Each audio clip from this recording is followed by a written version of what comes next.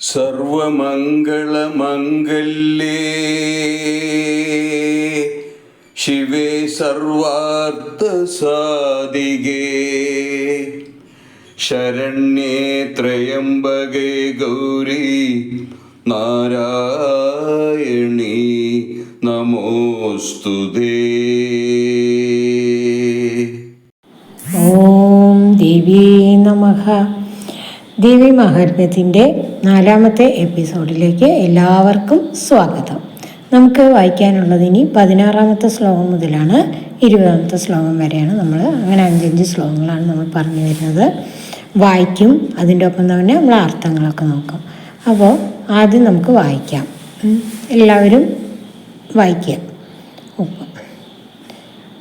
പ്രതീജ്യാം വാരുണീ രക്ഷേത് വായവ്യാം മൃഗവാഹിനീം ഉദീജ്യാം പാതുകൗബേരീ ഈശാന്യാം ശൂലധാരിണീം ഊർധ്വം Brahmani may രക്ഷേതസ്താദ് വൈഷ്ണവീം തഥാ ഏവം ദശദിശോ രക്ഷേ ചാമുണ്ഡാ ശവവാഹനാം ജയാമീം ചാഗ്രതപാദോ വിജയാം പാദുപൃഷ്ഠതാം അജിതാം വാമപാർശ്വേദോ ദക്ഷിണേ ചാപരാജിതാം ശിഖാമുദ്യോധിനി രക്ഷേ ഉമാമൂർധനി വ്യവസ്ഥിതാം മാലാധരീം ലലാടേജ ഭ്രുവോ രക്ഷേ യശസ്വിനീം ത്രിനേത്രാം ജഭുവോർമധ്യേ യമകണ്ഠാജനാസികേ ശങ്കിനീം ചക്ഷുഷോർമധ്യേ ശ്രോത്രയോർദ്വാരവാസിനി.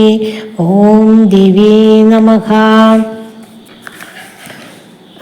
ഇനി ഇവിടെ പറഞ്ഞിരിക്കുന്ന അർത്ഥം നോക്കാം നമുക്കതിൻ്റെ. പ്രതീജ്യാം വാരുണീം രക്ഷേത്.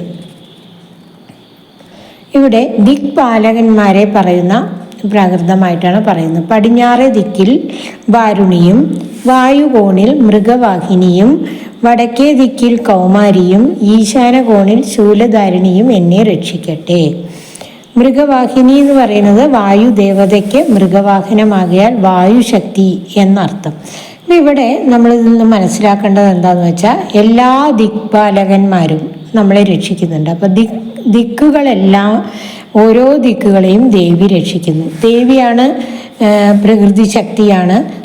അതാണ് ദേവിയായിട്ട്. ദേവി ഓരോ രൂപത്തിൽ അവതരിക്കുന്നു എന്ന് ഓരോരോ കാര്യങ്ങൾക്ക് വേണ്ടി ദേവി ഓരോ രൂപത്തിൽ അവതരിക്കുകയാണ്. അപ്പോൾ വായുശക്തി വായുകോണിൽ രക്ഷിക്കട്ടെ. കുബേരശക്തി വടക്ക് ദിക്കിൽ. നമ്മളെപ്പോഴും കുബേരൻ സ്ഥിതി ചെയ്യുന്നത് വടക്ക് ദിക്കിലാണെന്ന് പറയും.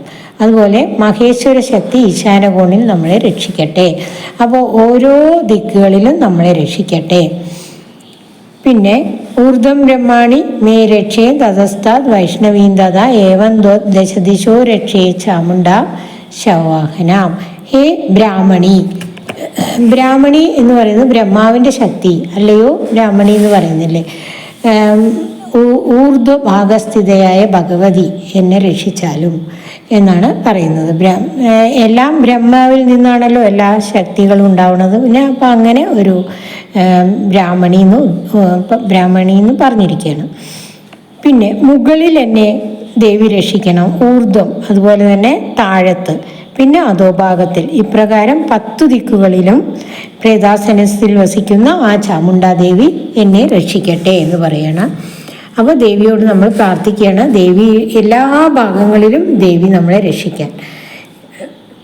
ഇങ്ങനെ ദശ ദിക്പാല ദേവതകളെ പോലെ 10 ദിക്കിലും ഇരിക്കുന്ന ചാമുണ്ഡ എന്നെ രക്ഷിക്കട്ടെ എന്ന് നമ്മൾ പറഞ്ഞിരിക്കുന്നു. പിന്നെ ജയാമേ ജാഗ്രത സ്ഥാതും വിജയാം സ്ഥാതു പൃഷ്ഠതാം അജിതാം വാമപാർശ്വേദു ദക്ഷിണേച്ച അപരാജിത. ജയാശക്തി. എൻ്റെ മുൻഭാഗത്ത് ജയാദേവിയും പിൻഭാഗത്ത് വിജയാദേവിയും ഇടതുഭാഗത്ത് അജിതാദേവിയും വലതുഭാഗത്ത് അപരാജിതയും സ്ഥിതി ചെയ്യട്ടെ.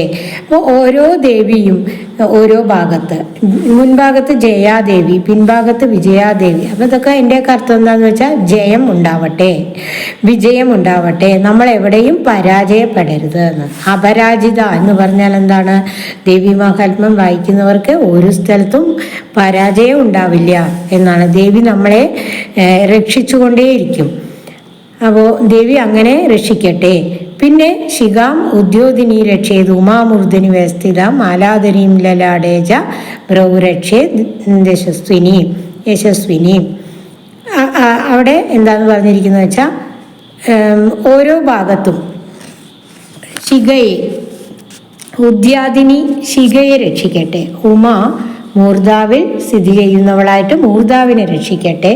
നെറ്റിയിൽ മാലാധരിയും യശസ്വിനി പുരികങ്ങളെയും രക്ഷിക്കട്ടെ. ഉമ മൂർധാവിൽ സ്ഥിതി ചെയ്യുന്നവളായിട്ട് മൂർധാവിനെ രക്ഷിക്കുന്നു എന്ന് വെച്ചാൽ നമ്മളെ അടി മുതൽ മുടി വരെ ദേവി രക്ഷിക്കട്ടെ എന്ന് പറയുകയാണ്. അപ്പോൾ ആ എല്ലാ ഭാഗത്തും നെറ്റിയിൽ നമ്മൾ നെറ്റിയിലൊക്കെ കുങ്കുമം ചാർത്തുന്ന സമയത്ത് ദേവിയെ സ്മരിക്കണം എന്ന് പറയില്ലേ. അപ്പോൾ ദേവി നമ്മൾ അതിൻ്റെ കൂടി എന്താന്ന് വെച്ചാൽ ദേവി നമ്മുടെ നെറ്റിയിലിരിക്കുന്നു. നമ്മുടെ മുഖത്തേക്ക് നോക്കുന്ന സമയത്ത് ആ കുങ്കുമം കാണുമ്പോൾ തന്നെ നമ്മളിലെ ദേവി ചൈതന്യത്തെ കാണുന്നവർക്ക് തോന്നും. അപ്പം അതിനു വേണ്ടിയാണ് അങ്ങനെ നമ്മൾ കുങ്കുമമൊക്കെ ധരിക്കുന്നത്. അപ്പോൾ ദേവി നമ്മളെ അങ്ങനെ നെറ്റി രക്ഷിക്കണം. അതുപോലെ തന്നെ മൂർധാവിനെ രക്ഷിക്കട്ടെ. പിന്നെ നെറ്റിയിൽ നമ്മൾ പൊട്ട് തൊടുന്ന ഭാഗത്താണ് നമ്മുടെ ഏറ്റവും പ്രധാനപ്പെട്ട ഈശ്വര ശക്തി. നമ്മളുടെ ഭഗവാൻ ശിവനെ നമ്മൾ കണ്ടിട്ടില്ലേ, മൂന്നാമത്തെ തൃക്കണ്ണ നെറ്റിയിലെന്ന് പറയുന്നത്. അതായത് ജ്ഞാനത്തിൻ്റെ ആ ഒരു സ്ഥലമാണ്. മൂന്നാം തൃക്കണ്ണ് എന്ന് പറയുന്നത് എന്താണ്? നമ്മുടെ ഈ രണ്ട് മാംസമായ കണ്ണുകളാണ് നമുക്കുള്ളത്. ആ മാംസമായ കണ്ണുകൾ കൊണ്ട് നമുക്ക് ദേവി ചൈതന്യത്തെ കാണാൻ പറ്റില്ല. മൂന്നാമതൊരു കണ്ണുണ്ട് എന്ന് പറയുന്നത് ജ്ഞാനത്തിൻ്റെ കണ്ണുകളാണ്, അറിവിൻ്റെ കണ്ണുകൾ. ആ അറിവിൻ്റെ കണ്ണുകൾ വെച്ച് കണ്ടാണ് നമ്മൾ ഈശ്വരനെ അറിയുന്നത്, ദേവിയെ അറിയുന്നത്. അപ്പോൾ ആ ദേവി ചൈതന്യത്തെ നമുക്ക് അറിയാൻ കഴിയുന്നത് അങ്ങനെയാണ്. പിന്നെ നമ്മൾ ഓരോ സ്ഥലത്തും നമ്മൾ വിജയിക്കട്ടെ എല്ലാ കാര്യങ്ങളിലും എന്നൊക്കെ പറഞ്ഞു അല്ലേ, നമ്മൾ പരാജയപ്പെടാതിരിക്കട്ടെ. അപ്പം ഇതൊക്കെ എങ്ങനെ ദേവി നമുക്ക് സാധിപ്പിച്ചു തരുന്നു? നമ്മൾ ദേവി മഹാത്മ്യം വായിക്കുമ്പോൾ ഇങ്ങനെയുള്ള കാര്യങ്ങൾ എങ്ങനെ സാധിക്കുന്നു എന്ന് നമ്മൾ മനസ്സിലാക്കണം ആദ്യം. അതായത് ദേവി ചൈതന്യം നമ്മുടെ ഉള്ളിൽ തന്നെയാണുള്ളത്. അപ്പോൾ നമ്മൾ ഓരോ കോശങ്ങളിലും ദേവിയുടെ ആ ചൈതന്യം ഉണരട്ടെ എന്നാണ്. അപ്പം നമ്മൾ ദേവി മഹാത്മ്യം വായിക്കും തോറും നമ്മുടെ ഓരോ ഭാഗത്തുമുള്ള ആ ദേവി ഉണരുന്നു. ദേവി ഉണർന്നു കഴിയുമ്പോൾ നമ്മളെ രക്ഷിച്ചുകൊണ്ടേയിരിക്കുക എന്ന് വെച്ചാൽ നമ്മൾ എല്ലാ തരത്തിലും ഉണർവിലായിരിക്കും. നമ്മൾ നല്ല ശ്രദ്ധയുള്ളവരായിരിക്കാം. ബുദ്ധി, അതുപോലെ നമ്മുടെ കോൺസെൻട്രേഷൻ, ഇതൊക്കെ വർദ്ധിക്കും. അങ്ങനെ ആവുമ്പോൾ നമ്മൾക്ക് വേറെ ചിന്തകളൊന്നും ഉണ്ടാവില്ല. ദേവീശക്തി നമ്മളിൽ ആ ഒരു ചൈതന്യം ആയിട്ട് വരുമ്പോൾ നമ്മൾ എവിടെ പോയാലും നമ്മൾ പരാജയപ്പെടില്ല എന്ന് പറയുന്നതിൻ്റെ കാരണം എന്താണെന്ന് വെച്ചാൽ നമ്മളിൽ ക്ഷമ, അതുപോലെ ക്രോധമില്ലായ്മ, ഇങ്ങനെയുള്ള കാര്യങ്ങളൊക്കെ നമ്മളിൽ വരും. നമ്മളിത് വായിക്കുമ്പോൾ നമ്മൾ സംസ്കൃത ശ്ലോകങ്ങളാണല്ലോ, സംസ്കൃത ശ്ലോകങ്ങൾ പൊതുവേ വായിക്കുമ്പോൾ നമ്മുടെ ശരീരത്തിൽ ചില മാറ്റങ്ങൾ ഉണ്ടാവും. നമ്മളൊരു ഗുളികയൊക്കെ കഴിക്കുമ്പോൾ നമ്മളറിയാതെ തന്നെ നമ്മളൊരു വേദനയ്ക്ക് ഒരു ഗുളിക കഴിക്കുമ്പോൾ നമ്മൾ ഒന്നും ചെയ്യുന്നില്ലല്ലോ അല്ലേ, ആ ഗുളികയല്ലേ നമ്മളെ വേദന മാറ്റുന്നത്. അതേമാതിരിയാണ് ഇവിടെ നമ്മൾ ഈ സംസ്കൃത ശ്ലോകങ്ങൾ ഇങ്ങനെ ചൊല്ലുമ്പോൾ അതിൻ്റെ ആ ഉച്ചാരണം കൊണ്ടും മറ്റുമൊക്കെ നമ്മുടെ ശരീരത്തിൽ, നമ്മുടെ മനസ്സിലൊക്കെ മാറ്റങ്ങൾ ഉണ്ടാവും. നമുക്ക് ക്ഷമ വരും, അതുപോലെ നമ്മൾക്ക് സഹനശക്തി വരും, നമ്മൾക്ക് അതുപോലെ ശ്രദ്ധ വരും. അപ്പോൾ അങ്ങനെയൊക്കെയുള്ള കാര്യങ്ങൾ. അപ്പം നമ്മൾ എന്താവുക, എവിടെ പോയാലും നമ്മൾ പരാജയപ്പെടില്ല. അപ്പം അങ്ങനെ നമ്മുടെ ദേവീശക്തിയെ, നമ്മുടെ ബുദ്ധിയെ, നമ്മുടെ മനസ്സിനെയോ ഒക്കെ നമ്മൾ നേർരേഖയിൽ ദേവിയായിട്ട് കൊണ്ടുവരുന്ന സമയത്ത് നമ്മൾക്ക് എവിടെ ചെന്നാലും നമുക്ക് പരാജയം ഉണ്ടാവില്ല. അതുപോലെ നമ്മുടെ ശ്രദ്ധ കൂടുമ്പോൾ നമ്മൾക്ക് തന്നെ ഒരു രക്ഷ കിട്ടും. നമ്മൾ ഒരു അപകടങ്ങളിലൊന്നും പോയി ചാടാതെ നമ്മളിത് ഇന്നമാതിരി ഇവിടെ അപകടമുണ്ട്, മാറിപ്പോ എന്ന് നമ്മുടെ ഉള്ളിലിരുന്നു കൊണ്ട് തന്നെ ഒരു ചൈതന്യം നമ്മളോട് പറയുന്നതായിട്ട് നമുക്ക് തോന്നും. അതൊക്കെയാണ് നമ്മളുടെ അനുഭവമാണ്. അതൊക്കെ ഞാൻ ദേവി മഹാത്മ്യം വായിക്കുമ്പോൾ എനിക്ക് അത്തരത്തിലുള്ള അനുഭവങ്ങൾ ധാരാളം ഉണ്ടായിട്ടുണ്ട്. അതുപോലെ മറ്റു പലരും പറഞ്ഞു കേട്ടിട്ടുണ്ട്. അപ്പം അതുകൊണ്ട് തന്നെ എല്ലാവരും ദേവി മഹാത്മ്യം വായിക്കുക, അർത്ഥം അറിഞ്ഞുകൊണ്ട് തന്നെ വായിക്കുക. എല്ലാവർക്കും ദേവിയുടെ അനുഗ്രഹം ഉണ്ടാവട്ടെ എന്ന് പ്രാർത്ഥിച്ചുകൊണ്ട് ഈ എപ്പിസോഡ് നമുക്കിവിടെ നിർത്താം.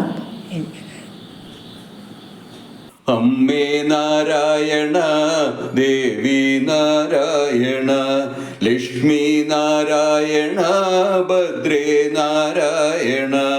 അമ്മേ നാരായണ, ദേവി നാരായണ, ലക്ഷ്മി നാരായണ, ഭദ്രേ നാരായണ.